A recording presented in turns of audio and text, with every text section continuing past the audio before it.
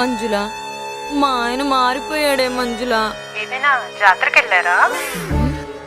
మంజుల, మన గ్యాంగ్ లో అస్సలు బుర్రవాడింది ఎవరైనా ఉందంటే అది నువ్వేనే మంజుల. మారిపోవడం అంటే తీర్థాలను సంతలోను మారిపోవడం కాదు, మనస్తత్వం మారిపోవడం. ఓహో, ఏం చేస్తున్నాడు? తుడుచుకున్న టవలు మంచం మీద వదిలేస్తున్నాడా? ఆన్ చేసిన ఫ్యాన్ ఆఫ్ చేయకుండా వెళ్ళిపోతున్నాడా? చెప్పులు విడిచి స్టాండ్ లో పెట్టుకుండా వచ్చేస్తున్నాడా? ఒసే మంజుల, పెళ్ళాలకి ఇంతకంటే పెద్ద పెద్ద ప్రాబ్లమ్స్ ఏమి ఉండవేంటే? ఏమో, నాకైతే ఇవే పెద్ద ప్రాబ్లమ్స్. ఇంతకి నీకొచ్చిన ప్రాబ్లం ఏంటో? అనుమానం, ట్రాక్ తప్పేస్తున్నాడేమోనని అనుమానం. ఈ క్రాక్ నరాలు కట్టయిపోయేలా ఉన్నాయే మంజుల. ఈ డార్క్ లో కూడా దీపం పట్టుకోనైనా దారి వెతకచ్చు గాని అనుమానం అనే అంధకారంలో 6 డజన్ బెడ్ లైట్లు వేసినా మార్గం కనిపించదు. భక్తి ఛానల్ ఎక్కువగా చూస్తున్నావా? సూక్తులు చెప్తున్నా కొడితే వాస్తులు కదిలిపోతాయి మంజుల. దోస్తు కదా అని ఫోన్ చేస్తే. అమ్మ ఫోను ఇందాక నుండి ఫోన్ చేస్తుంటే నీ ఫోన్ బిజీ వస్తుందంట. మంజుల, నువ్వు ఫోన్ పెట్టేసి భక్తి ఛానల్ చూసుకోవే. అమ్మా, ఆవకాయకి మామిడికాయలు పంపిస్తున్నాను, పచ్చడి పగిలిపోవాలి. ఓ పక్కన గుండెకాయ పగిలిపోయేలా ఉంటే ఇదేంటి ఆవకాయ పగిలిపోవాలంటది? నీ గుండెకాయ దేవుందే ఎప్పుడు పేలుతూనే ఉంటుంది. ఆవకాయ సీజన్ పోతే మళ్ళీ రాదు. ఈ ఫేస్ చూస్తే ఎవరికి జాలేదేంటే? ఏం చెప్పినా జోకులేస్తున్నారు. సాక్ష్యాధారాలు లేకపోతే మ్యాటర్ ఎంత సీరియస్ అయినా మొహం మిక్కీ మౌజ్ లాగే కనపడుతుంది. అవి పట్టుకోకుండా మొహం ఇలా పెట్టుకుంటే ఏమొస్తుంది? ఒక్క నిమిషం. అమ్మా, నేను మీ అల్లుని వదిలేస్తున్నానే. సరే, ముందు ఆవకాయ పని చూడు. సరే, ముందు ఆవకాయ పని చూడంటదేంటే? కాయ మెత్తపడిపోతే మళ్ళీ దొరకదని బావదే ఉందే, ఎప్పుడైనా వదిలేచ్చు. మీ అంకమ్మ మీ ఆవకాయ పచ్చడి తగలయ్యా. పెద్ద పెద్ద ఫ్యాక్టరీలు పెట్టి బోల్డ్ అంత పచ్చడి బాటిల్లో పెట్టి మరి అమ్ముతున్నారు ఆవకాయ.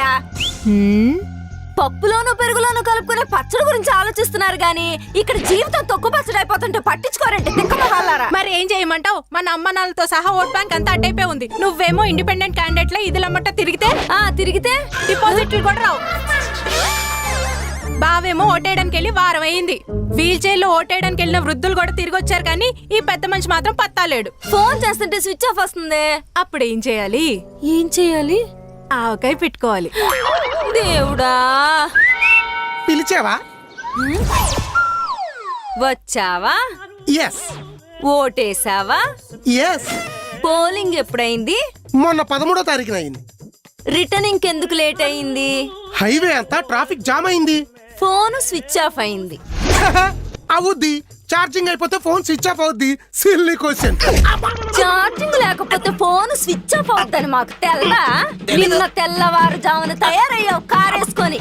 ఇవాళ పొద్దున తేలే ఆంధ్ర తెలంగాణ టు అంతరిక్ష మార్గం కనిపెట్టావేంట్రా నువ్వు? అమ్మా, మార్గం మామూలుగానే ఉంది. మసులుతుంటేనే మాడి మసిలిపోతున్నాం. అర్ధరాత్రి ఆడవాళ్లే కాదు, మిట్ట మధ్యాహ్నం మగాళ్ళు కూడా తిరగలేని కాలం ఇది. ఎండాకాలం బ్రేక్ జర్నీ చేసుకుంటూ వచ్చా. బ్రేక్ ఎక్కడ తీసుకున్నారో?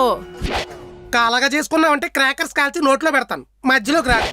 అది కాకపోతే కట్టుకున్నదాన్ని నేను కలగ చేసుకుంటున్నాను. చెప్పు, బ్రేక్ ఎక్కడ తీసుకున్నావు? మళ్ళీ పట్టుకోనంటే చెప్తా. పట్టుకోను, చెప్పు. మధ్యాహ్నం మండు టెండలో డ్రైవింగ్ చేస్తే టైర్లు కాస్త డామ్ అంటాయని మంచిగా మటన్ బిర్యానీ తిని మామిడి చెట్టు కింద మడత మంచం వేసుకుని నీట్ గా నీళ్ళలో ఓ నిద్రేసా.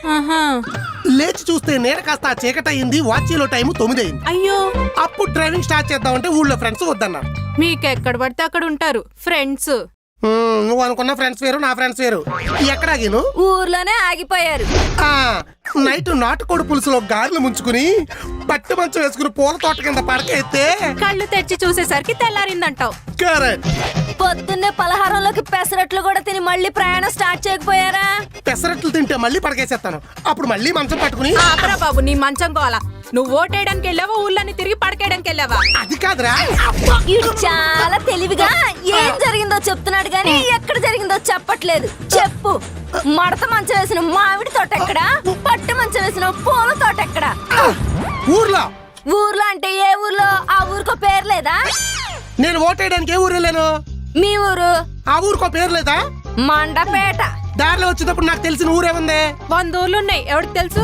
నువ్వు మధ్యలో వచ్చావంటే బొందల గట్లో కప్పెట్టేసి చందాలు ఎంచి మరి భోజనాలు ఇట్టేస్తాను చెప్తున్నాను. నీకు నచ్చిన మటన్ మూలుగులతో నువ్వు చెప్పు, దారిలో వచ్చేటప్పుడు నాకు తెలిసిన ఊరే ఉంది. ఆ మా ఊరే. ఆ ఊరికో పేరు లేదా? ఉంది. మరేడు నూజివీడు. అక్కడే మరి బ్రేక్ ఇచ్చింది. అబ్బా కవరింగ్ చేయటానికి అస్సలు షివరింగ్ లేకుండా ఎంత బాగా ఆడేస్తున్నాడు రా అబద్ధాలు. అనుమానం ఉన్న చోట నిప్పు లాంటి నిజం చెప్పినా కూడా తుప్పు లాంటి అబద్ధాలాగా వినపడతాయి. చెప్పమోకుందానా? నిప్పు లాంటి నిజమా? నీ నిప్పు లాంటి నిజమేంటో ఇప్పుడే తెలుస్తా. అమ్మిందాకే కదా మనకు ఫోన్ చేసింది. అవును చెప్తా. నీకుంది, దొరికిపోయావు. హలో అమ్మా, మీ అల్లుడు నిన్న మన ఊర్లోనే ఉన్నాడా? ఉన్నాడు.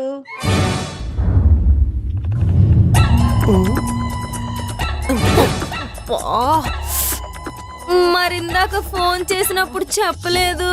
మరి మామిడికాయలు ఎవరితో పెంపాను? మరి నిన్నటి నుంచి చెప్పలేదు. ఊర్లో కరెంటు లేదు, ఫోన్లో ఛార్జింగ్ లేవు.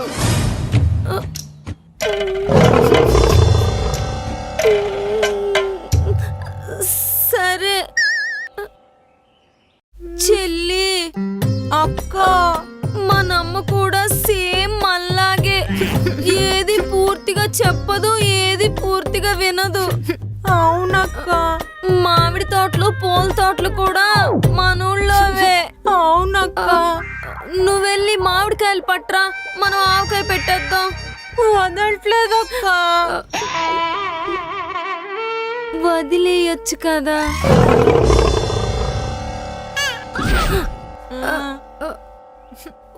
వదలడంట. నువ్వు ఏదో రకంగా వచ్చే, నేను వెళ్తున్నాను.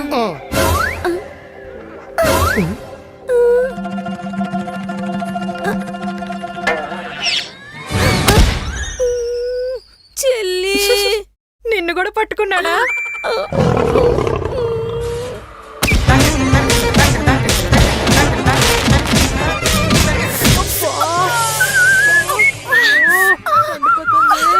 అన్నిటికీ అనుమానాలు ఎక్కువైపోయినాయి. ఇదేంటే మన మీద ఇలా పగబట్టేసింది. అబ్బా, మండిపోతుంది. పగపట్టింది విధి కాదే, నువ్వు. సాక్ష్యాధారాలు పసిగట్టవి అంటే తుత్తరు నీకు. పసిగట్టడానికి నేను పోలీస్ కుక్కనా? పోలీస్ కుక్క కన్నా పవర్ఫుల్ పసుపు తాడు కట్టించుకున్న పెళ్ళాన్వి. ఆంధ్ర తెలంగాణలో అంచబడుతున్న పెళ్ళాలందరికీ ఆదర్శ మహిళవి. వెళ్ళు, బిల్లులో ఉన్న బట్టలు ఎక్కడున్నాయో బయట పెట్టు. అప్పుడేం చేస్తాడో చూద్దాం. ఇదేంటి కదలట్లేదు?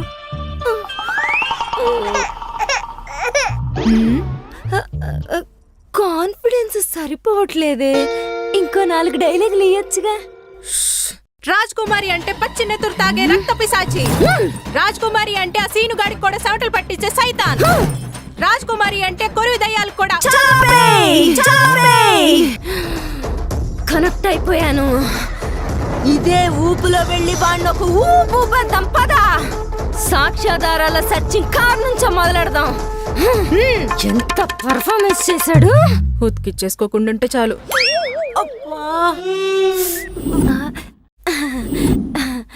నాదా, ఏంటి నీ బాధ? కీసిస్తే కార్లో ఉన్న కాయలు తెచ్చి కోసి కారం పెట్టి జాడీలో కప్పెట్టి గుడ్డ చుట్టేస్తా.